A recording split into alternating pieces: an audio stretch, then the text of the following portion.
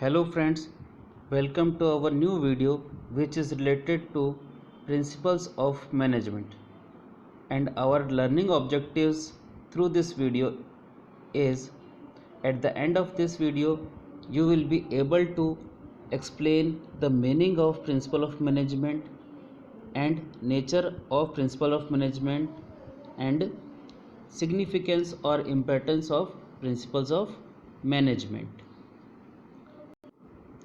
So friends, as far as meaning is concerned, principles of management are the statement of fundamental truths. These are the statements of fundamental truths which provide guidelines, and these are provides which thing? Guidelines, and guidelines for managerial decision making and action. That is, they act as a guide for the practice of management. Friends, इसका मतलब ये है कि meaning of जो है principle of management की, ये क्या होते हैं? कुछ फंडामेंटल ट्रूथ्स होते हैं, कुछ स्टेटमेंट्स होते हैं जो कि किसी भी मैनेजरियल डिसीजन मेकिंग जो होती है, एक्शंस कुछ डिसीजन किए जाते हैं, उसके लिए हमको कुछ गाइडेंस प्रोवाइड करते हैं। ठीक है, यानी कि ये हमको केवल किसी भी मैनेजर को गाइड करते हैं कि क्या किया जाना चाहिए। 100% सही नहीं होता है, लेकिन नॉर्मली ये कई जगह सही होते हैं। फ्रेंड्स, अब सवाल ये उठता है कि ये प्रिंसिपल ऑफ मैनेजमेंट का मतलब हमको पता है, लेकिन ये डिराइव कैसे किए जाते हैं, ये बनाए कैसे जाते हैं? ये जो प्रिंसिपल ऑफ मैनेजमेंट से डिराइव किए जाते हैं, ये बनाए जाते हैं, ये बेसिकली बनाए जाते हैं दो तरीक़ों से। पहला है आपका on the basis of observation and analysis of events, and second one is on the basis of experiments. यानी कि यहाँ मैं बताना चाहूँगा कि on the basis of observation का मतलब है कि कोई भी मैनेजर अपने पिछले जो पास्ट एक्सपीरियंस है, उसने जैसे मान लीजिए कोई घटना उसके जीवन में घटी होगी कि कहीं को वो काम करता था, उसने जो कुछ सीखा है वहाँ से, उसके हिसाब से, या उसने अपनी मतलब कि कोई भी जो उसके सामने हो रहा है उससे देख करके वो अपने आप को क्या करता है, डिसाइड करता है कि क्या करना चाहिए। ठीक है, और उसके बेसिस पे वो क्या एक प्रिंसिपल बना लेता है कि हर बार यही होता है नॉर्मली। और दूसरा है on the basis of experiment, यानी एक्सपेरिमेंट यानी कि कोई ना कोई एक्सपेरिमेंट करके बार बार कोई ना कोई एक्सपेरिमेंट करके किसी एक खास रिजल्ट पे पहुंचना कि ये जब भी ये काम किया जाएगा तो इसका रिजल्ट हमेशा ऐसा ही होगा। तो किसी भी प्रिंसिपल को बनाने के दो ही तरीके हो सकते हैं, एक होता है पर्सनल ऑब्जर्वेशन और दूसरा होता है एक्सपेरिमेंट। ठीक है फ्रेंड्स, इसके बाद में चलते हैं हम लोग सीधा। ये जो डिफरेंसेस हैं ये आपके लिए ज़्यादा इम्पोर्टेंट नहीं है, फिर भी एक बार पढ़ने लायक ज़रूर है ये। आप इसको पॉज करके और चाहें तो इसके डिफरेंसेस लिख सकते हैं, लेकिन ज़्यादा इम्पोर्टेंट नहीं है।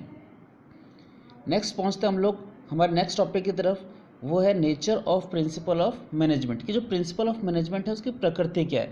सबसे पहले इसकी जो प्रिंसिपल ऑफ मैनेजमेंट की जो नेचर है, that is universal applicability. Universal applicability का मतलब बार बार ये वर्ड आ रहा है कि ये जो प्रिंसिपल है ये हर जगह अप्लाई किए जाते हैं या हर जगह इजीली अप्लाई होते हैं। ऐसा नहीं है कि ये केवल किसी फाइनेंशियल ऑर्गेनाइजेशन के अंदर या बिजनेस ऑर्गेनाइजेशन के अंदर ही ये अप्लाई होंगे या किसी दुकान के अंदर अप्लाई नहीं हो सकते।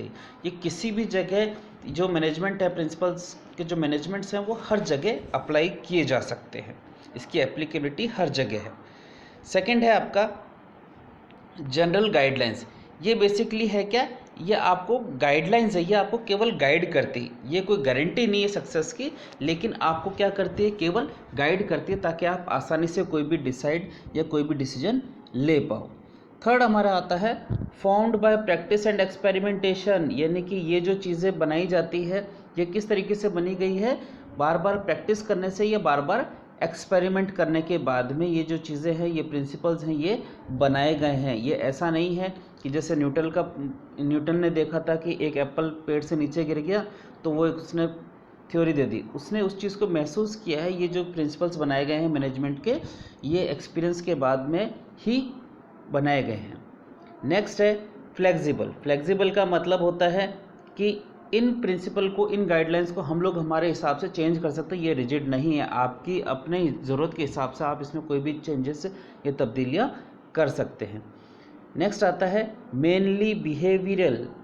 Mainly it is based on behavioral. The main aim of management principle is to regulate human behavior in order to improve the output, but human nature is unpredictable and complex, so each time principles may not be applied exactly as prescribed. यही चीज़ यहाँ पे बताई जा रही है कि ये क्योंकि बिहेवियर के ऊपर बेस्ड होती है तो ज़रूरी नहीं है कि ये सक्सेस की गारंटी प्रोवाइड कराती है, आप इसको गाइडलाइन के तौर पर ले सकते हैं।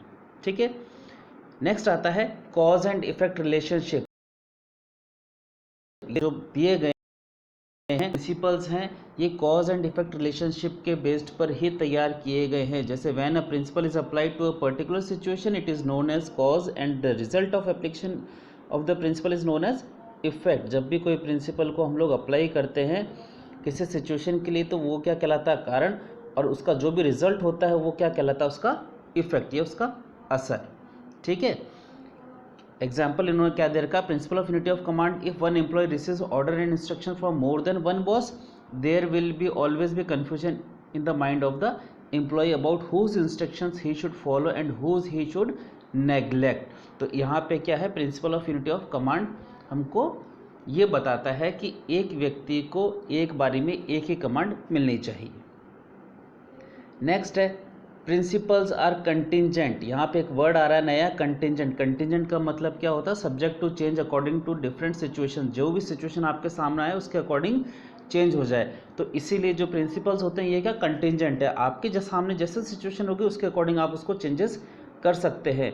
नेक्स्ट है हमारा significance of principal of management. अभी जो हमारे प्रिंसिपल ऑफ मैनेजमेंट है इसकी सिग्निफिकेंस क्या है, सिग्निफिकेंस को हम लोग इंपॉर्टेंस भी कह सकते हैं। इसकी ज़रूरत क्यों पड़ गई, आइए देखते हैं इसकी ज़रूरत क्यों पड़ गई है। सबसे पहला है, इसकी ज़रूरत इसलिए पड़ी है to providing managers with useful insights into realities.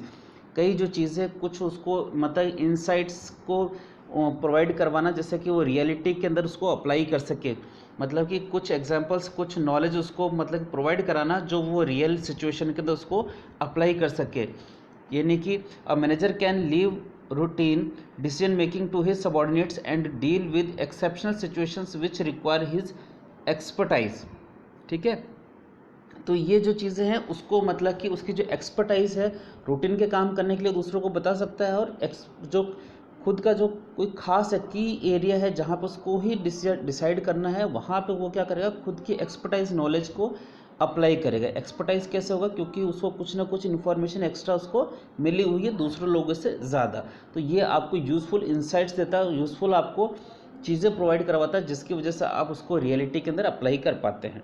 ठीक है, नेक्स्ट आता है आपका optimum utilization of resources. Optimum utilization of resources, क्योंकि जब आप प्रिंसिपल ऑफ मैनेजमेंट को यूज़ करते हैं तो उसकी वजह से आपके जो अवेलेबल रिसोर्सेज होते हैं उसको आप अच्छे तरीके से, बहुत अच्छे तरीके से आप उसको 100% उसका यूटिलाइजेशन कर पाते हैं, यानी कि आपके रिसोर्सेज का वेस्टेज बिल्कुल भी नहीं होता है। थर्ड आता है साइंटिफिक डिसीजन। साइंटिफिक डिसीजन मतलब कि आपका जो डिसीजन है, आप जो भी डिसाइड कर रहे हैं वो एक साइंटिफिक तौर पे बिल्कुल सही होता है, क्योंकि आप साइंटिफिक प्रिंसिपल को उसमें अप्लाई कर रहे होते हैं।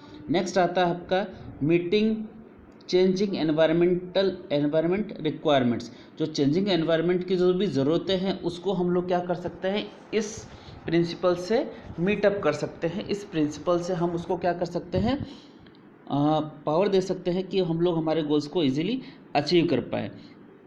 जैसे principle of management help an organization to be dynamic and adapt. It helps an organization to be dynamic and adapt itself to the changing environment as it is interacts with the external environment। यानी कि environment की जो भी requirement है उसके according हम लोग क्या अपने आप को ढाल सकते हैं अगर हमको ये principles मालूम हो तो। नेक्स्ट आपका फुलफिलिंग सोशल रिस्पॉन्सिबिलिटी। जो आपकी सोशल रिस्पॉन्सिबिलिटी है, सोशल रिस्पॉन्सिबिलिटी मतलब कि लोगों को मतलब कि आप एक ऐसा एनवायरनमेंट प्रोवाइड करें जहाँ पे वो इजीली और अच्छे तरीके से अपना 100% दे पाएँ। तो उस सोशल रिस्पॉन्सिबिलिटी जो आपने पिछले चैप्टर में पढ़ी थी, उस सोशल रिस्पॉन्सिबिलिटी को फुलफ़िल करने के लिए आप प्रिंसिपल ऑफ मैनेजमेंट की हेल्प लेते हैं। नेक्स्ट आता है management training education and research. Management की ट्रेनिंग, एजुकेशन और रिसर्च के लिए भी प्रिंसिपल ऑफ मैनेजमेंट का जानना बहुत ज़्यादा ज़रूरी है। अगर ये आपको इन्फॉर्मेशन नहीं होगी तो आप आपकी ट्रेनिंग भी पूरी नहीं हो पाएगी, ना आप उसकी एजुकेशन और रिसर्च कर पाएंगे। इसलिए किसी भी मैनेजमेंट की ट्रेनिंग, उसकी एजुकेशन या उसकी रिसर्च के लिए आपको मैनेजमेंट प्रिंसिपल्स का पता होना बहुत ज़्यादा ज़रूरी है। तो ये था आज का हमारा टॉपिक, जिसके अंदर हम लोगों ने मीनिंग किया था, उसके बाद नेचर किया, और उसके बाद में हम लोग प्रिंसिपल ऑफ मैनेजमेंट की सिग्निफिकेंस या इम्पोर्टेंस कंप्लीट कर चुके हैं। ये बहुत ज़्यादा इम्पोर्टेंट टॉपिक है। तो लेकिन इस टॉपिक में जो आज हम लोगों ने लिया है, इसमें से 1 या 2 नंबर का क्वेश्चन अक्सर आ जाया करते हैं। तो हमको नेचर के ऊपर जो थोड़ा ध्यान देना है, इम्पोर्टेंस के ऊपर भी क्वेश्चंस पूछे जा सकते हैं। तो इसको हम लोग यहीं पे ख़त्म करते हैं। अगर ये वीडियो सुनने के बाद भी अगर आपको कोई दिक्कत आती है तो आप कमेंट भी कर सकते हैं, और आप चाहें तो मुझे कॉल भी कर सकते हैं। Okay, thank you for watching this video. Thank you very much.